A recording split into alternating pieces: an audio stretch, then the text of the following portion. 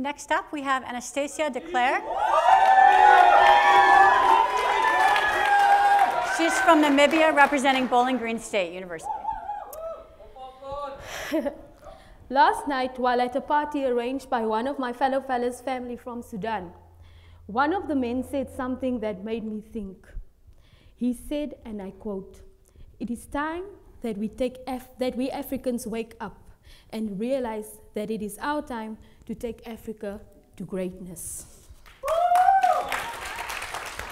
I swear almost immediately an alarm went off in my head.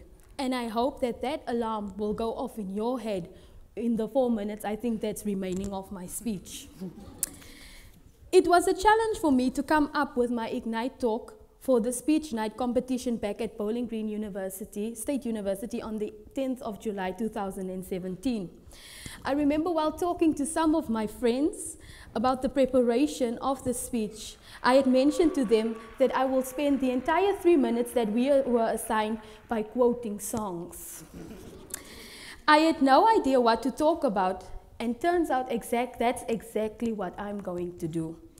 Well, I think I'm going to quote one song. The introduction to the one song goes as follows. I believe the children are our future. Teach them well and let them lead the way. Good day, ladies and gentlemen. My name is Anastacia Dee de Klerk, and I am a proud teacher and proud to say that I come from a community called Hoyobek in Narraville, Walfish Bay, Namibia, Africa.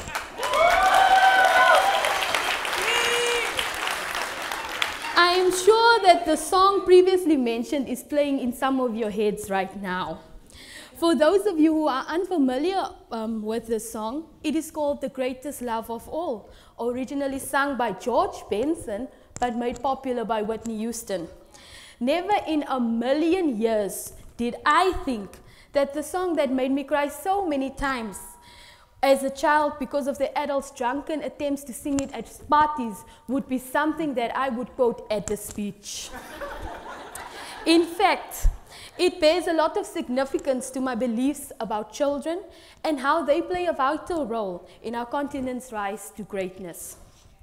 Mama Africa has been exploited for centuries, and she is still being exploited.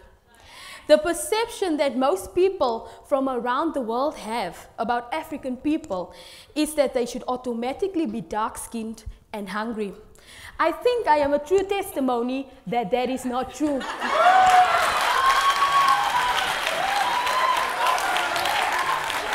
We should put an end to this because our continent is diverse. Diverse, but also divided. I believe that one of the ways to make our Mama Africa known and appreciated for the gem that she is to unite all 54 nations so that they can work together in order for her to become resilient. Resilience. The capacity of recovering from difficulty or to spring back into action. I'm sorry for giving the definition. I am a proud teacher as well. One way to do this is through children.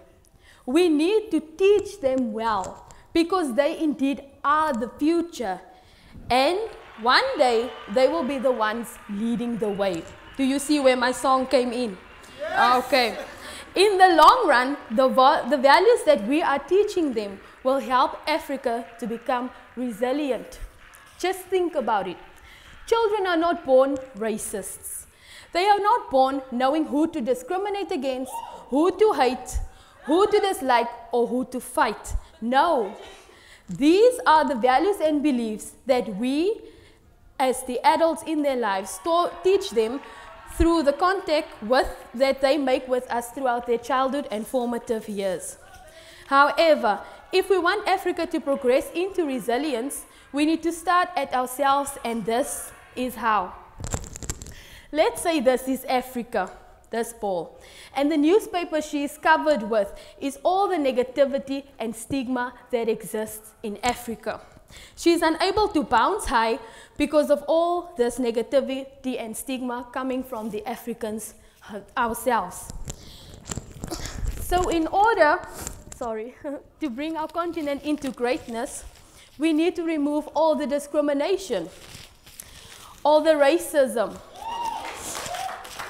all the sexism, all the wars in our countries and between countries, all the violence against men, women, and children, all the hate between religions and within religions, all the negativity that we have towards higher education, everything else that is negative, not wanting to help others who are not in the situation that we are in.